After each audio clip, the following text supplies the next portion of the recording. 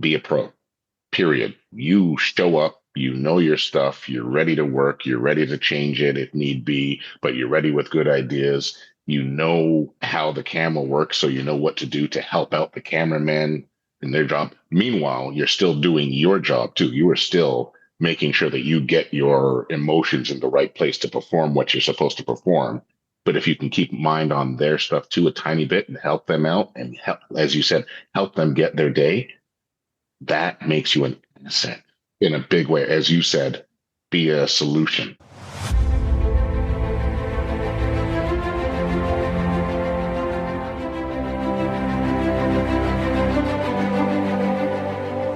Welcome to Inside the Audition, the podcast where we go behind the scenes for a deep dive look into the world of auditions. I'm Joe Lars Larson, creator of Actors Audition Club, an international community helping actors book your dream roles in TV, film, and theater. And I'm Brandon Knox, actor, producer, and co-host. Each episode, we chat with actors and industry professionals to share their audition experiences, insights, and advice. We provide actors with actionable tips, strategies, and resources to help you elevate your auditions. We demystify the often intimidating and misunderstood world of auditions to help you succeed. So whether you're just starting out on your acting journey or you're a seasoned pro, join our Actors Audition Club members as we go Inside the Audition.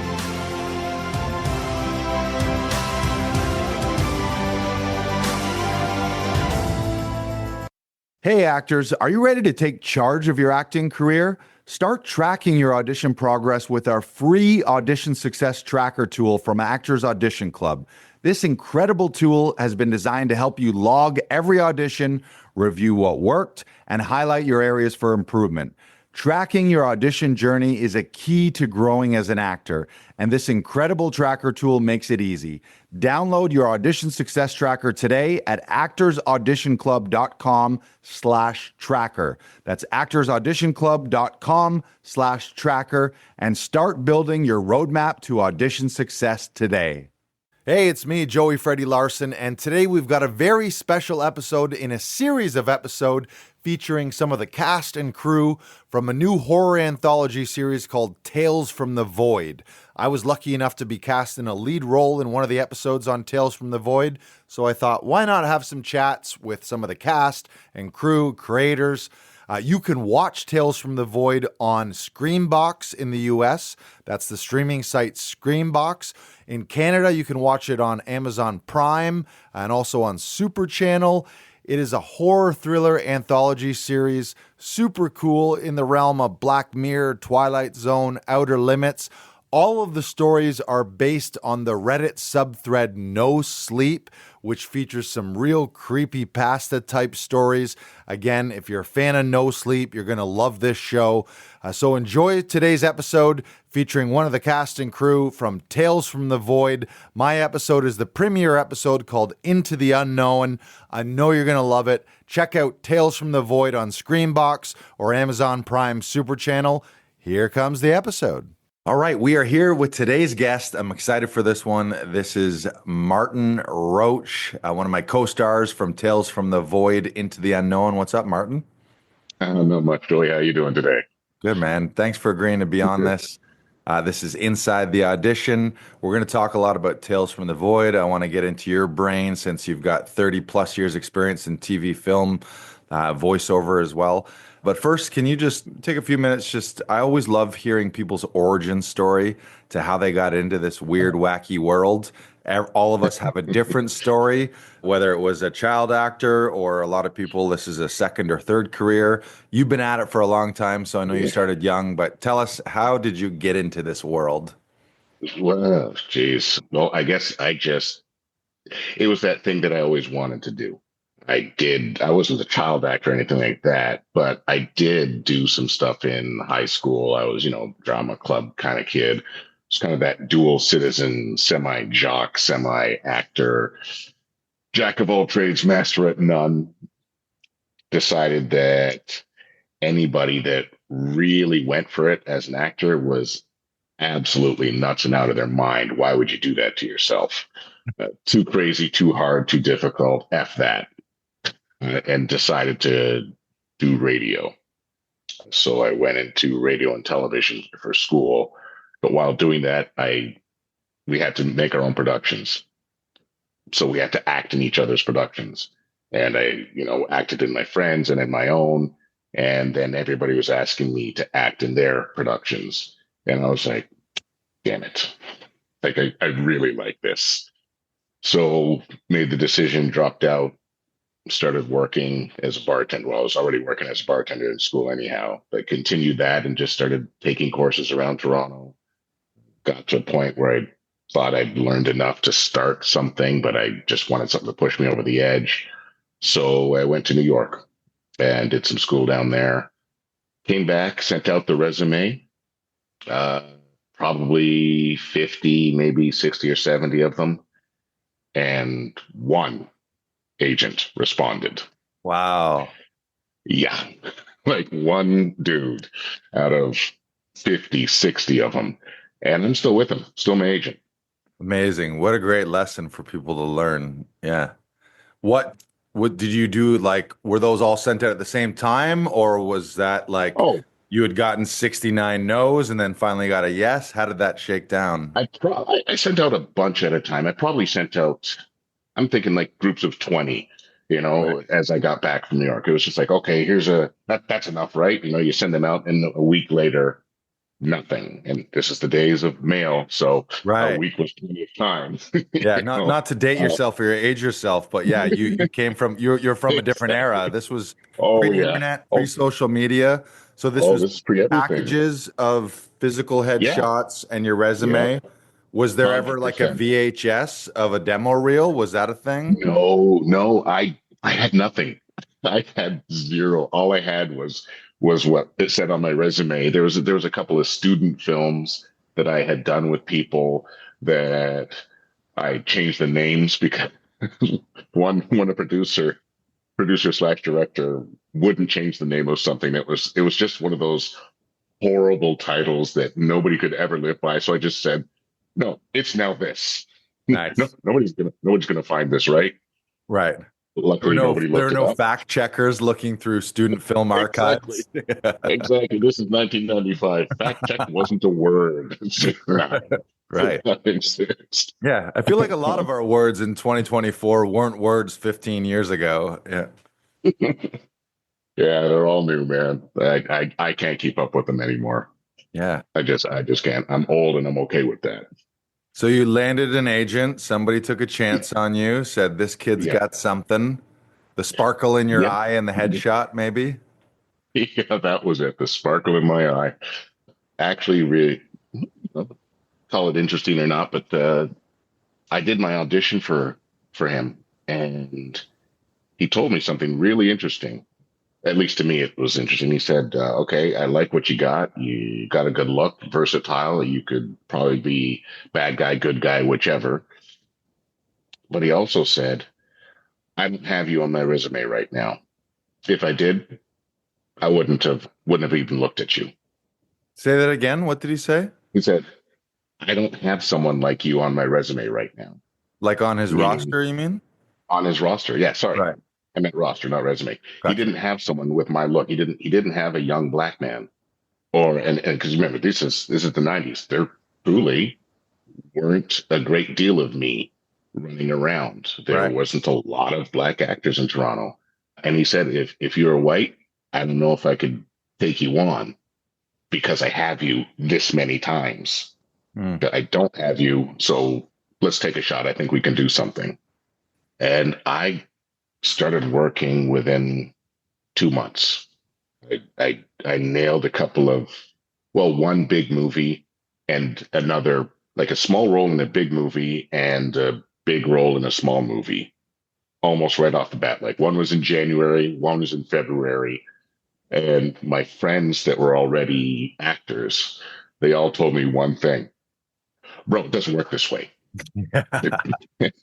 And they were absolutely right because it sure as hell does not come like that. Right. But Yeah, you're I like, just oh, you just book every audition you ever get. Yeah. exactly that's how it This is goes, right? this is easy. Exactly. This acting thing. Come on, everybody says it's a Right. hard life. Yeah. Where Please. are all these struggling actors? What's wrong with them? It must be them. Must be their fault. Yeah, not quite. Well, it's not like you've struggled too much because if for people who look at your, I mean, I know you, I'm sure within that we all have our years and our stretches, but for those of you Right. listening and watching, if you go to Martin Roach's IMDb, I feel like you've been in everything. To name a few, Cube Zero, Falling Skies, Schitt's Creek, The Shape of Water, Spotlight, Inspector Gadget, and my favorite title, Wish Fart. What was Wish Fart? Wish Art was a cartoon I did Gotcha. a few years ago. Just a crazy, weird leprechaun on acid type dream, and Wow. I was this cat. I can't even remember my character's name right now, but he was just this cool cat, man, who just never really got higher than this. Always just very zen, very cool, very, hey, Love it. why you messing up my place? So you mean you Just you just played and yourself? his hair was on fire. Yeah, Yeah. except for your hair being I, on fire, you were playing yeah. yourself. I'm always playing myself. Yeah, yeah. I don't have enough range to play anybody but me. I want to get to we'll eventually get to Tales from the Void, and we're going to promote that and talk about our experience on that show. But since this is Inside the Audition, can you speak to your audition process, tips, advice, or maybe just walk us through? Your agent sends you the email with the breakdown and the script. What does Martin do from that time to submitting the To submit the audition? actual thing. Yeah. Yeah, No, including how you it's think about them, how you look at them. I know a lot of it is how you see auditions and like mhm, how you view them, and then tactical, what your actual process is. what the care process is.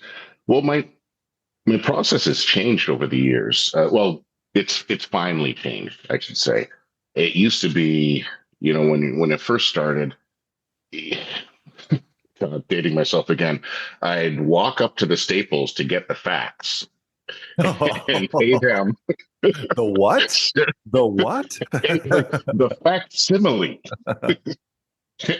and go back and look over it and I used to just pour over it and just get the words, just say it as much as I could just to get the words. And I kind of kept that idea of my auditions for quite a while because it was just important for me to learn what it was.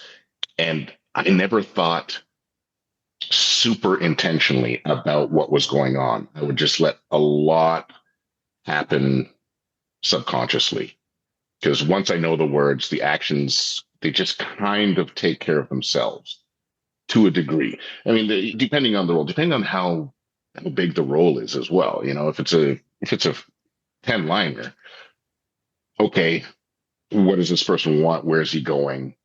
How's he getting there? That's it. It's like basically three thoughts: get through the lines and have a little bit of intention. And when it's a 10 pager, okay, because remember we used to get those back in those days. There was no limit. Just do as much as you can.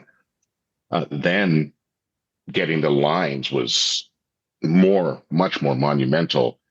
And then you really had to attach those three things to different parts of it again and again and again. So just time.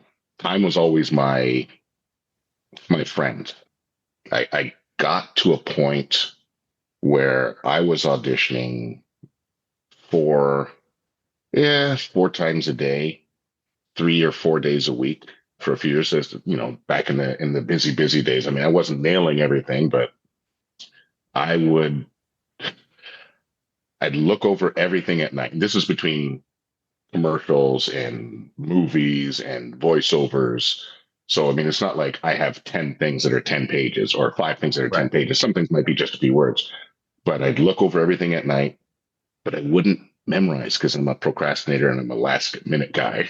Mm. So I'd drive in the morning, get to the audition house an hour before, sit in my car and memorize as much as I could of that one, get it done, right back to the car, over to the next place, memorize that, and so on during the day. So I had this whole cramming mentality Right. for years. it worked for me because I had a really good short-term memory at that point. So I knew I could get to those questions. I knew that would come through, and it did. It mostly, I mean, somewhat worked out for me because I was always doing something. As I get older, the auditions are a little fewer and farther between, but they tend to be better auditions. And now I'm at that point where I take my time. I mean, today is a Tuesday. I think I have an audition, not an audition, but some work to do. We're actually filming on Saturday. I'm looking over those words as of 2, 3 days ago. I'm not pushing them into my brain yet. I'm just taking half an hour to an hour out of every day to just say them and let it all seep in. And I will do that until it's time to go to work. I will know everything by the time I go to work, and I won't have to fumble around looking for anything. I will have certain intentions already built in, but they won't be so solid that I can't change them. And that actually, let me backtrack a tiny bit. That I think is what I brought to auditions when I was, snapping them off like 10 a day type thing. It was, I knew the words because I just crammed them in, but they weren't so encrusted in my brain that I couldn't change the meaning of them. Right. It wasn't a problem for someone to redirect me. Right. You're kind of locked in a certain way. Yeah, yeah. I mean, I'd have it. I came into the room with something that I wanted to do, but I at no point thought that was the only way to do it, because and it wasn't so ingrained in my brain that, well, this is the way. There's no other way. I mean it like this. I can't mean it like that. Well, of course you can. Especially going into the audition process, you only have your snippet. Most of the time, you don't know what happened before. You don't know what's happening after. So the director or the casting director, but hopefully if you're lucky enough, the directors or a producer or a writer, they can give that to you, and it can give you a clue. And that's what they're trying to do. When they're giving you these snippets of what happens before or after, they're trying to help you, because despite what we think sometimes, they want us to get the job. Right. They don't want to sit there all day and look at people and go, no, no, no. They want someone to come in and go, that's my guy, that's my girl, that's it. I don't have to do this anymore. They want every single person to get the role. So those little snippets, I think, really count. You got to just take them in, see what you can do with it. One of the best compliments I think that I can get in an audition situation is nice adjustments. Because it's like, hey, it's just somebody telling you that you took in what I said, you turned it a little bit. We could possibly work. Not we can, but we could possibly work together. That's what it means. To me, at least. That's how I've taken it over the years. Yeah, that's so important, because it shows that you can be a collaborator. You're not so stuck in how you want it. Obviously, film is a director's medium. The director is the captain of the ship. So you got to be able to adjust to that. Yeah, that's great advice, to be malleable, to make strong choices and come in with something, but also you still have to come in with something. Be able to flex. Yeah. Change. Yeah. Yeah, I mean, you can't come in with nothing, because then you're just a slab. I mean, right. Then it really can be anybody. You got to give them some reason to choose you. Right. There's got to be something in there to begin with, because I mean, you can't be malleable if you're nothing to begin with, I guess. No, that's a great point. Yeah. That's on the quote card of the episode right there. Can you share maybe a trap or a mistake that you feel some actors make, or maybe you made in the past that now you've adjusted when it comes to auditions, either in how you were looking at them or how you were preparing for them? Yeah, I guess the one thing, not a trap as much as an attitude of going in, saying your piece and leaving.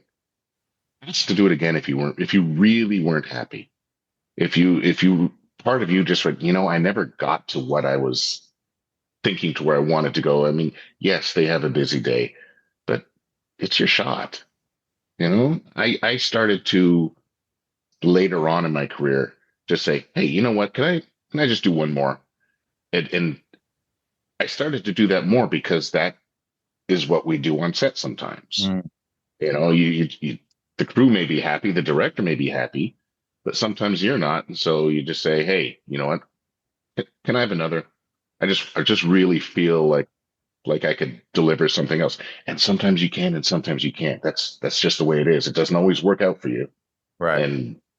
And you can do this on set, and you can do this in an audition.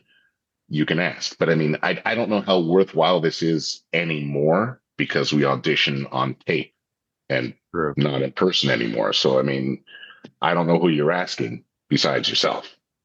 Right. Yeah. Well, that's still great advice to just have the empowerment to go after what you want. And if it's something that you really want and you didn't think you were right there, making sure that you are taking your shot, or at least presenting the full meal deal that you wanted to show them. Yeah, you're right. It's different. That Yeah. is one of the advantages to self tapes is you can do retakes until you're like, yeah, that's the one that I want to do.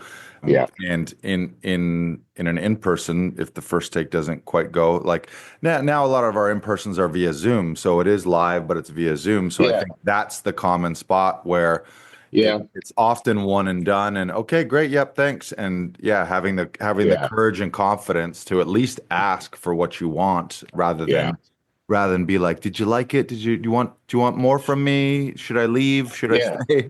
Yeah. Yeah. Yeah. Yeah. I mean, I get it and I understand that feeling because we're pleasers. I mean, in general, that's what we're Right. trying to do is please somebody. It's like, yeah, I don't do it that much anymore, but when I'm in the vocal booth, sometimes I still find myself, I do a take and then, Yeah. I'm looking at it, it's like, good, good, yeah. It's like, come on, Did you like it? like stop. Yeah, exactly. Throw me a bone? Like me, please Bone? like me. Yeah. little, Exactly. Phone, little phone, pat on phone the now. head. Good boy, Martin. Good boy, Martin. Exactly. Yeah. Hey, actors, do you want to nail your next audition? Download our free audition success checklist from Actors Audition Club. This checklist is packed with everything you need to be fully prepared, focused, and confident. Whether you're new to auditions or you're a seasoned pro, this checklist is your ultimate guide to owning your auditions and making an unforgettable impression with a standout self-tape. Do not leave success to chance. Get your free audition success checklist today at actorsauditionclub.com/checklist. Once again, that's actorsauditionclub.com/checklist and take control of your audition journey today. No, it's true. There is a certain, we're humans, so there's a certain part of that ingrained in us for sure. You Oh mentioned yeah. voiceover. I know you've your IMDb, you got a really interesting career because you've done comedy, you've done what you call dramatic stuff, and then you've done a lot of animation. A lot of it is like wacky kids stuff too. So I like Yeah. you do have a lot of range, and your resume is quite wide. Can you speak to some of the differences in the voiceover world, especially the auditioning for, do you see Okay. those differently? Is that the same thing? No, I actually see them fairly the same. I mean, I don't have to memorize. That's the greatest difference. Right. Is you don't have to memorize. You have the advantage of having the page right there. You get it. That's also I guess you can call that a disadvantage, but I wouldn't because some people they just want to exude. The thing about the hardest thing about the voiceover world is that it's insular. It is that it's tough to break in. And the only thing I can say really to that is just don't stop.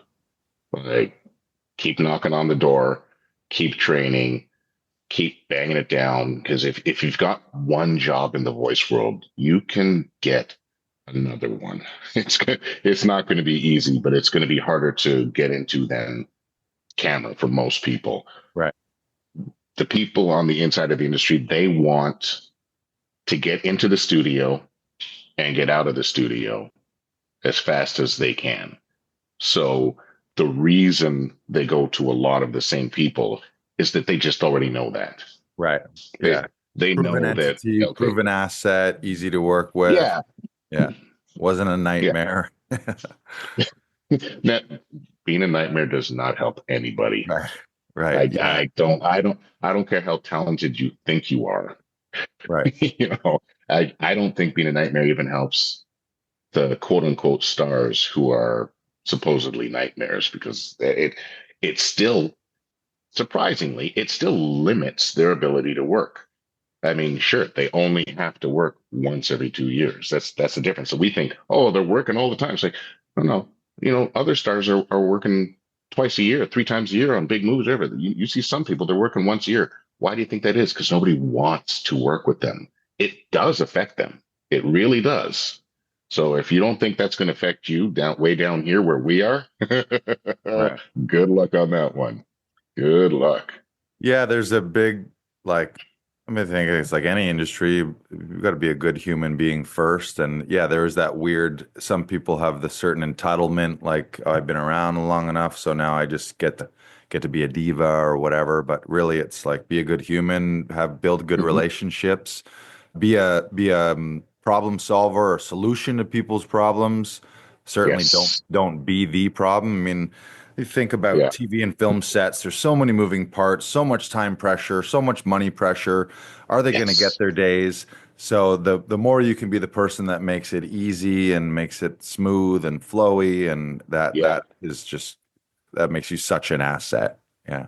That, you know what? That is extremely important, what you just said there. And I guess I should have touched on that or could have touched on that at some point. Part of what you said is what I say to somebody who comes to me and says, hey, I want to be an actor. What's one of the important things to do? I almost inevitably at some point tell them exactly what you just said. And then I sum it up with be a pro. Right. Like, period. You show up, you know your stuff, you're ready to work, you're ready to change it if need be, but you're ready with good ideas. You know how the camera works, so you know what to do to help out the cameraman in their job. Meanwhile, you're still doing your job too. You are still making sure that you get your emotions in the right place to perform what you're supposed to perform. But if you can keep mind on their stuff too a tiny bit and help them out and help, as you said, help them get their day, that makes you an asset Right. in a big way. As you said, be a solution, be one of their solutions. Yeah. I've been so lucky to have done this for almost 30 years. When I get to set, often I know one or two of the crew, depending on where I'm working. It's somebody that I might have worked with last year or 2 years ago or 10 years ago. And it's like, hey, I know you. Hey, That's I a saw great your picture on feeling. the board. Yeah. Was happy to see you. I was I was like so glad that you got this job, man. It's like, oh, well, like that's a great feeling. Yeah. That's like, okay, you are a welcome part of this family, because that's what it is. It is one huge family. And if you can be a welcome part of that family, well, just speaking career wise, there's a really good chance that you can be a welcome part of another family because family members talk. And if you're, as you said, if you're easy to get along with, you're part of the solution. Well, then somebody else might hire you because a producer is going to talk to another producer and say, good actor, really nice lady. I want to work with her again. You Right. should work with her. And if you don't know someone else, well, then that person might know someone who's looking for a person like that. Right. Mhm. Yeah, even small things like because time is such a thing on sets, and they're usually needing to shoot more than they have time for and chronically behind and over budget. For me, a big thing is like never be the person that they're waiting on. I mean, I know sometimes you got to go to the bathroom, sometimes shit happens, but like Yeah, getting that's just getting life. to getting to set early, if you're being picked up, making sure you're at your pickup spot early.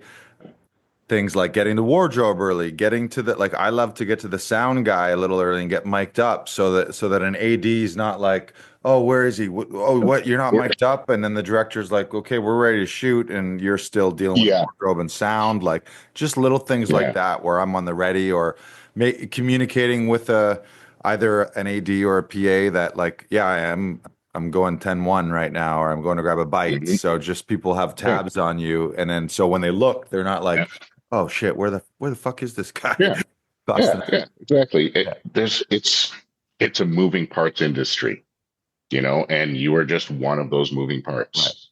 So if you can keep yourself organized and let others keep you organized together, life is good. Again, be a pro. You know that's part of your job. I think Yeah. is just to be available when you're supposed to be available. Gotta prima donna. Don't gotta be standoffish. Walk over there and talk to someone, which is fine. You can do those things, but just there is a set person whose job is to keep tabs on you. Just look over at them, say, "Hey, right over here." Done. Right. They know where to find you. Like that's it. It doesn't take much. Right. It doesn't take anything. And did that hurt you? No. Did it hurt the production? No. They know where to find you when they really, really need you. Now, mind you, sometimes they need to find you way too early, but so be it. That happens. Right. Sometimes you're just going to stand around because they brought you in early. Yeah, okay. That happens. But sometimes they bring you in to use you immediately. So be ready for them. Right. Yeah. It's almost It's like just, almost over communicating a little bit just to make sure there's no miscommunications, just being real clear and upfront and yeah. checking in. Yeah. Yeah. So let's talk about Tales from the Void, which Yes, is how we sir. met. Tales Hmm. from the Void is a horror anthology series. It's People can watch it in the States on Screenbox. You could watch it on Amazon Prime or Super Channel in Canada. I'm sure there's other ways to see it internationally. We had the good fortune to be a part of the premiere, like the pilot episode called Into the Unknown. That's It's right. anthology like Black Mirror, Twilight Zone, Black Mirror, Outer Twilight Limits. Zone. So yeah, each It's good episode call. stand alone. And the cool thing, just for our viewers and listeners, is the stories were sourced from the Reddit subthread called No Sleep, which is very viral and vibrant community of horror thriller fans. So all these stories were vetted. I want to go back to like how this project came across your plate, how do you remember your audition experience and how you got to be a part of it? Not exactly, because I didn't audition for this one. This one came across through my agent, which really doesn't happen that often for Right. me. So it's always really cool when it does. 'Cause it just means to me that someone actually appreciates the work. That's huge. And That's like says, the holy grail to be like, ooh, this part, ooh, you know who'd be great for this? yeah, Martin Roach. Yeah. yeah, yeah, exactly. So someone somewhere said, "Hey, you know what? That guy there, he'd be good in this. He's someone that I want." As we said, he's someone that I want to work with. He's someone that I would like to be part of this machine. So I didn't audition for it, but I when we got to the filming location, I had a sit down with Joe, Yeah. Yeah. with Joe Lynch, Director Joe Lynch. our Yeah. director, and he just said, "Yeah, look, I got this job," and I can't remember who he said made him aware of me. And he watched a couple of things and he just said, "You know what? Let's just put this one out to offer where he's what I want. You Right. know, he's accessible to this location, which helps. And he's just the guy I want." And my agent sent it to me and I read this one and to me it was straight out of the Twilight Zone. Yeah. You know what I mean? It just took me back to being a kid watching some of those episodes and even recently watching some of the new ones that Jordan Peele was making. Yeah. And like you said, like Black Mirror, Outer Limits, it's that kind of creep show, that kind of half hour mystery tapped up real quick. I'm not sure how long this one was. I can't even remember, but Yeah. I think it it timed just out maybe around 35-ish, something like 35. that. Yeah. Okay, Yeah. so yeah, so a little more. I mean, that's closer to an hour production being 44 and all. But it was just really appealing. And it's a great story. It's Yeah. a fantastic story about it. I mean, this episode in particular, this study, our episode, I should say, in particular, is a real good study on human nature Mhm. when faced with something unknown. You know, how does one react? How does one face their own fears? How does one face thinking about their community?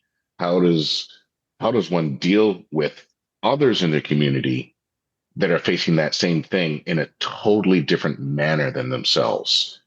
What is your basic instinct? You know, there's your fight and your flights, and the face off is really interesting between all the different facets when they're confronted with the unknown that just appears. I mean, I don't know how much I can give away here, but something I think appears in the we could neighborhood. talk, yeah, we talk in broad strokes. For people who are Reddit fans and fans of No Sleep, I already know. there's episode breakdowns on the No Sleep podcast. You can go check those Perfect. out. The original story on Reddit is called The Black Square. So as Martin's explaining, something paranormal appears in the neighborhood. When I was thinking about it and seeing it, to me the theme was everything you've just said, and also like sort of the idea of there's nothing to fear but fear itself, and how Yes. often like in this case it is the unknown, and it's our imaginations often that drive us mad versus the thing actually being a real threat. Like Mhm. in this episode, for those people who watch it, and highly encourage you to go watch it on Oh, Screen you Talk should. sometime. And also if you want to read the original story that was adapted, it's called The Black Square. And the just the idea that like that fear can really divide us.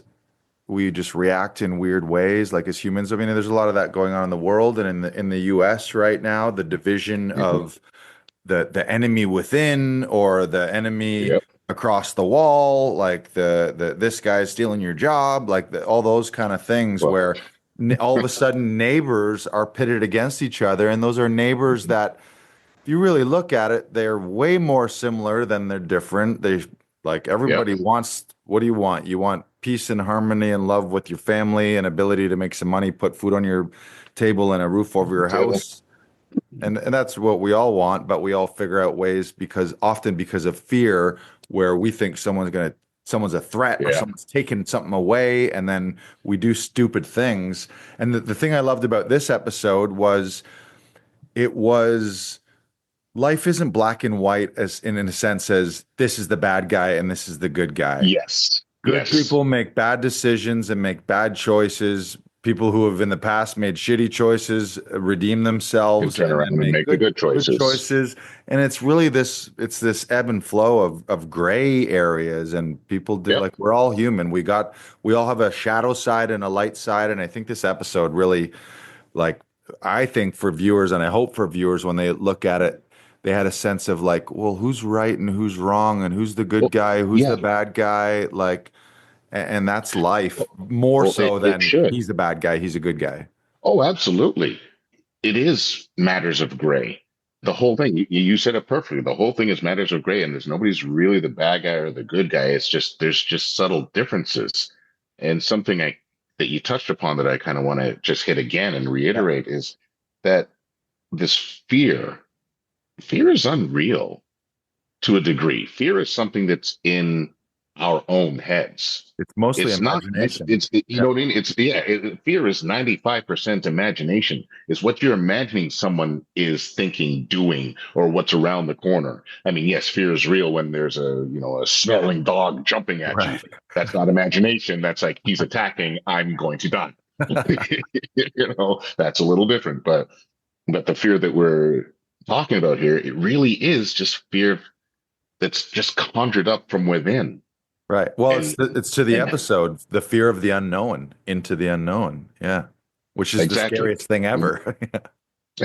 Exactly. Like, we don't know what this thing is. And again, it's one reaction pitted, literally, it's one type of reaction to the unknown pitted against another type of reaction to the unknown. So one side fears how the other side is perceiving this thing. And that can really be an interesting human dynamic study, I guess, a study of Yeah. interpersonal relationships. Because I'll tell you, people, it's going to take some turns. Yeah. Yeah. And I'll tell you that. the one thing I love about it is it's how quickly the whole episode escalates. Like, yeah, it's Yes. this guy's Yeah. reaction, then this reaction, and this reaction, and And this this reaction, reaction.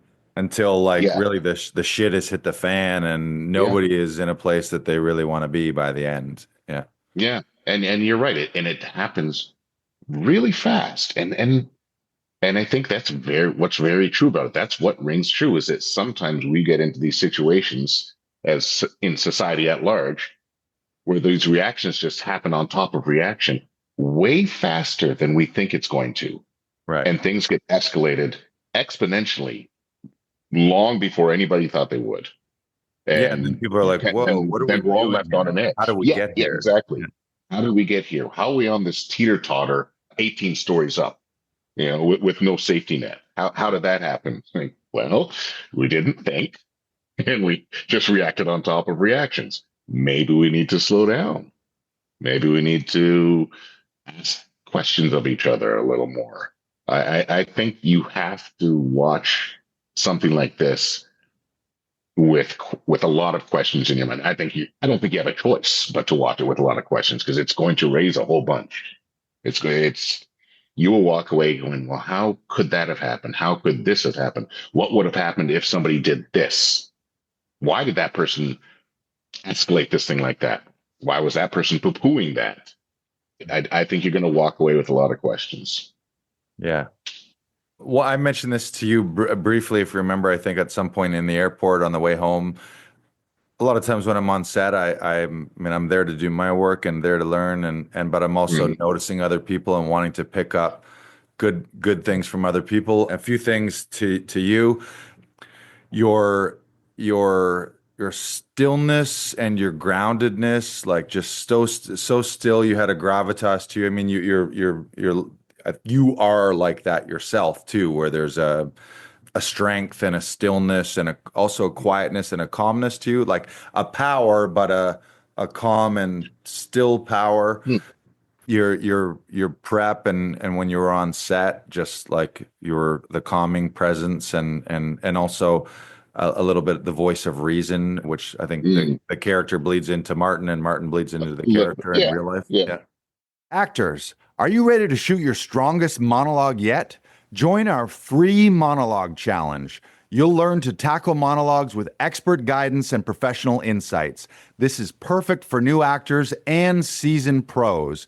The monologue challenge is designed to help you develop your confidence, polish your delivery, and elevate your acting and monologue skills. Do not miss this chance to push yourself to new heights. Sign up now at actorsauditionclub.com/challenge. That's actorsauditionclub.com/challenge and get ready to shoot your strongest monologue yet so you can showcase your unique talent to agents, casting, and producers. Sign up now at actorsauditionclub.com/challenge. Oh yeah, definitely. I mean, that's kind of to a degree my thing. I guess as an actor, it is often, not always, but it often is part of the package. Like I said, I play versions of myself a lot. I'm able to, I guess, and first of all, thank you, but I guess I'm able to bring forth that, like, honestly, maybe I'm not afraid to bring that to the camera, if you know what I mean. Like as a human being, like that's the part of me that I'm most willing to share, because it is kind of me. I can be excitable and whatever, but I'm also very often I am a fairly chill guy, Right. Yeah. So it's like it's easy for me to let you see that part of me. Yeah, and on film too, like different. I come from a stand-up sketch comedy, like very theatrical, and one of the lessons I've had to learn on film is often you don't need to do anything but be dead still and say the words. Certainly when you know that they're shooting a close up, there's not really room Mhm. for any of this kind of stuff or this Yeah. or big eyebrows and things. Hmm. But just to see you trust, okay, I can just be dead still. I don't need to push too hard on these words to make them Hmm. something. I just need to trust them enough, trust that the lens is going to see you, it's going to see your eyes, Yeah. it's going to see your Yep. thoughts and feel you through that. I think takes a lot of, it can feel very vulnerable and it can feel like this can't possibly be enough. I need to be performing and you need to see a whirling dervish and look at all the cool moves I Yeah. got, like, so I really I learned that from you. Yeah.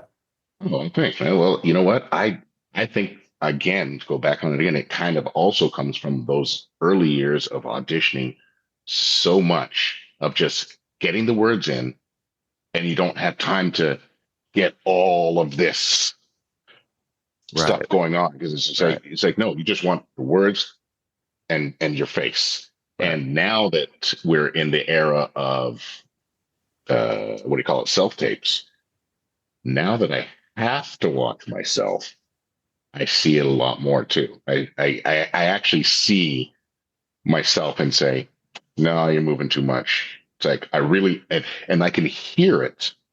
I can hear what I like, but I don't like what I'm seeing visually. So it's like, damn it, it's gonna take me however many more takes it takes to get those two Right. melded.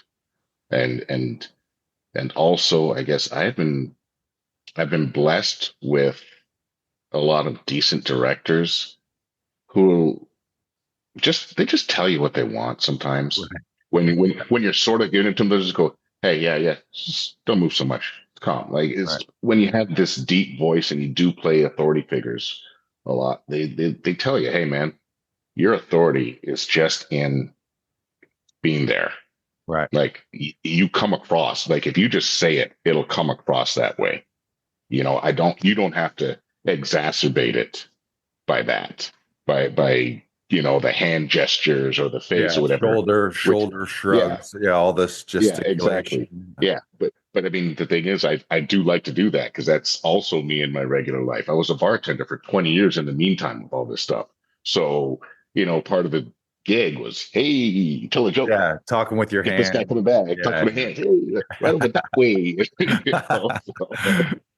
So, it's like and see that's what makes me jealous for guys like you who sometimes gesticulate on screen, and it's like they're like, yeah, that was great. I'm like, I don't want to be great like that. It's Yeah. like, no, no, no, you're the still guy. Oh, well, okay, Right. fine. You know? The other thing that I loved about seeing you on that, so we were up in Sault Ste. Marie, Northern Ontario, for about a week. They flew us up That's right, and the Sue flew us baby. back. Kind of the fun experience of going away to like movie camp for a week. You, and I don't know if you always do this, but you had your golf clubs with you. You somehow, Oh, I think, worked in, I don't know if you were golfing every day, but multiple rounds. And I got a real sense, like, I think for some people, being on set completely disrupts their regular life and lifestyle and the flow of their week. It seemed like you, that was just like a perfect meld. Like, yeah, you got the set, and yeah, we're here shooting a big movie, but Martin's got his routine. Martin's got his daily yeah, things that he likes to do. Golf is one of them. absolutely. How have you learned to weave your regular life into set life and Oh, make that all work for you? wow. I don't even know how I've done that. I mean, I guess I have. I guess I've always rejected 9 to 5. I haven't worked a 9 to 5 since I was probably 21, 22, and I'm in my mid 50s now. I just, I never understood it. I never Right. understood that I'm going to work on Monday and I'm not stopping until Friday. Even though sometimes on set, yeah, that's what you have. But I've had these time periods my whole adult life where, okay, it's Tuesday, nothing's happening. Let's go play some golf, basketball, hockey, whatever, or just meet a friend. So to me, that just is life. Like that is my normal life. It always has Right. been, like grab my kids when they were young. It's like, okay, well, we're going to the driving range. Why? Because it's the summertime, you're not in school, and I like golf. And you can hit, you can not, you can play with toys, you can go on, but that's what we're doing. So to me, something like that is just natural. If I have time, and I'm on this set, I had a day off here and a day off there and a day off there type thing. I'm like, okay. I talked to my friend, and he said, "There's this golf course and that golf course around there. All right, I'm bringing my clubs in. Why not?" And if I don't bring my clubs, what am I doing? I should already know my lines, so I'm not going to be just sitting around doing that. I'm not the greatest tourist in the world. I don't, I'm the Well, kind of guy. I don't know that Sault Goes up Ste. to Marie is the greatest tourist destination either. So yeah, there's that's pretty a good couple point. good looking steel mills up there, I think. Yeah. Go out, go mo. But even here, I'm in Halifax right now. I've been here for a couple of months, and I had my clubs with me, and I brought a tennis racket, and I found a couple of different people to play with. Even one of my other cast members is a tennis player, so we got out for a few matches. I just believe that you have to be you. Otherwise you're going to be completely displaced. You have to have some of your normal life. Otherwise, are you going to sit in a hotel room just going, "Oh, I'm not in my home"? Right. You can't do that. That probably won't be good for the production. And I assume it won't be. So if you can do something that occupies your time, and something like the things that I do that are passions of mine anyhow, why wouldn't I? I think you guys are crazy that you didn't bring your golf clubs or tennis rackets or whatever. It's like, see you later, man. I got the day off. Yeah, absolutely. I'm going to Yeah. do that every time. You had a paid golf vacation where you also got to act in a cool movie. Exactly. See, it's the Great. best of both worlds. And, Yeah. and I think I've always been jealous of Sam Jackson, who gets golf memberships bought for him by every set he's on. He's like, Really? whenever all of his contracts, he's like, yeah, you're working at golf every day. And the production, that's part of his deal, because he Wow. gets a little thing and he golfs as many times as possible. That's Well, his. I'm like, hey, good for you, man. talk to your agent, get him to write that into the Martin Rider. Yeah. Yeah. Don't think I'd be working too much if I start trying to write that one in. It's like, and you'll provide Martin golfing opportunities. We will what? Maybe not. What do you normally shoot? I'm curious. I know it seems like you golf a lot, so you must be pretty good. What do you normally shoot on I'm, 18? I'm on 18. I'm anywhere from, say, when I'm playing well, from 80 to 83. When I'm not Nice. playing well, 84 to 92 ish. It's still great. Um, Yeah. it's Yeah. yeah, it's a 30-year love-hate affair. Nice. Have you ever been in a golf movie, golf series, anything like that? That seemed like that would be the perfect amalgamation. Nothing. No. All right. Well, we'll put it out there. This is a podcast where we Exactly. manifest things. World Martin Roach needs to be in a golf film. Yeah. Exactly. I need to be in a golf film. I need to play Lenny Kravitz in a movie. That's it. Then I Here can you quit. go. Then I'm done. Well, maybe we can check both boxes. Play Lenny Kravitz as a golfer in a golf movie. There you go. Yeah. Come on, world. Come on, world. What are you waiting for? Yeah. Yeah. There you Make it go. happen. Is there, speaking of future aspirations, is there anything else that you're working on right now that you want to pump up, or any other Yeah. things on your bucket list of as an actor that you want to get into? What's on the horizon for Martin? Well, you can check out next, I think it'll be March, a show called Last Frontier, which we just filmed. I just finished filming. So who's going to be the Apple TV? I think it's going to be pretty fantastic. And I'm here in Halifax working on something called The Institute.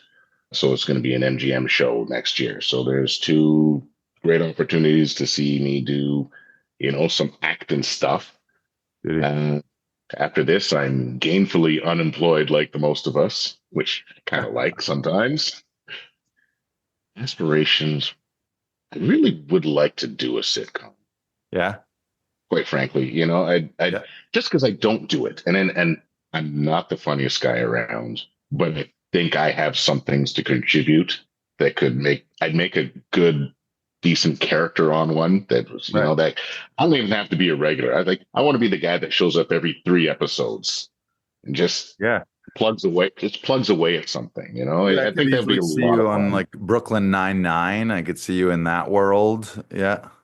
Yeah. Yeah, I think I would have something to offer there. Totally.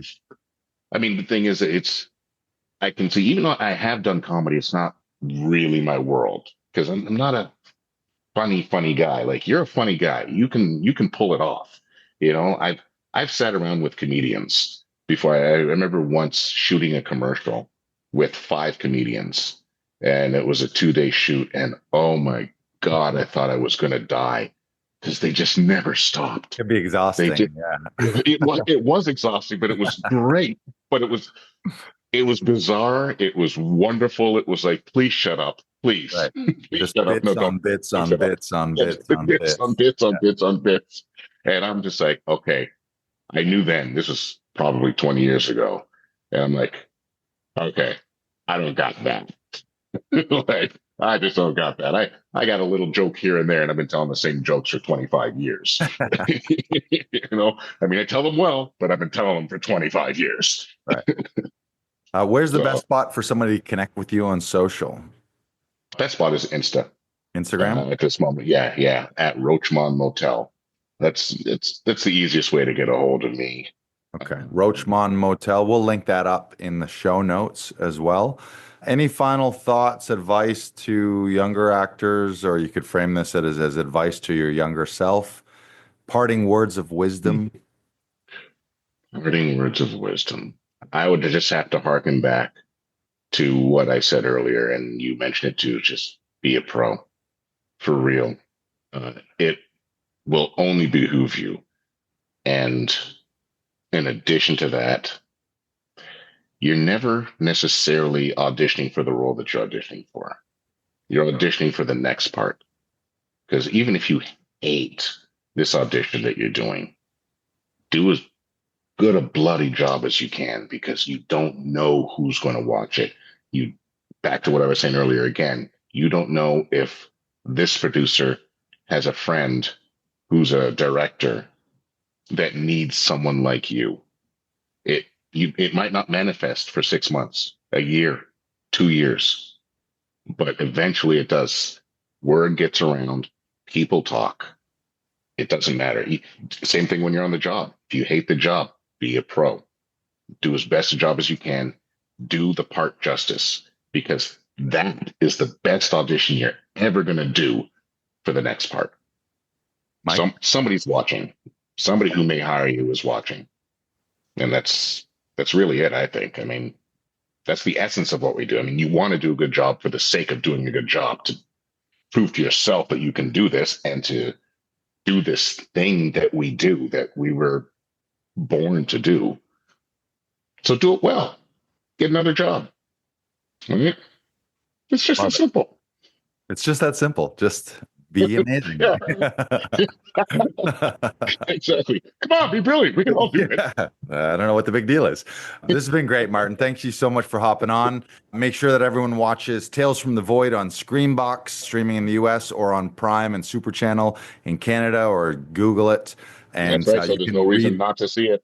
Yeah, you can read the story, The Black Square, on Reddit, the No Sleep sub. This has been great. I think you summed it up. You are the consummate professional. Thanks for being a part of this. So great to work with you, and looking forward to the next time we get to share a screen together. Yeah, it'd be nice. That's nice. Hey, let's write something an angle on it. Let's go. Yeah, we'll get that sitcom going. Yeah. Okay. See, now we're manifesting. Yeah, get it out there. Or a round of golf next summer. Yeah. I'm game. That'd be I'm great. always game for a round, brother. That'd be great. I'm a little closer to 90 myself usually, but I'll do my best to keep up to you. Dude. Don't worry. Just give me a drink or two. I'll keep up with you. All right. You're the best. This has been great. Thank you so much. And this has been Inside the Audition. Hey, this is Joey Freddie Larson. I want to say thank you so much for listening to another fantastic episode of Inside the Audition. If you're still struggling with your self-tape auditions, now is the time to join Actors Audition Club. You'll get expert coaching, practical tips, and support from a community that is dedicated to helping actors succeed. Our members receive personalized guidance, insider advice that ensures every audition reflects your true talent.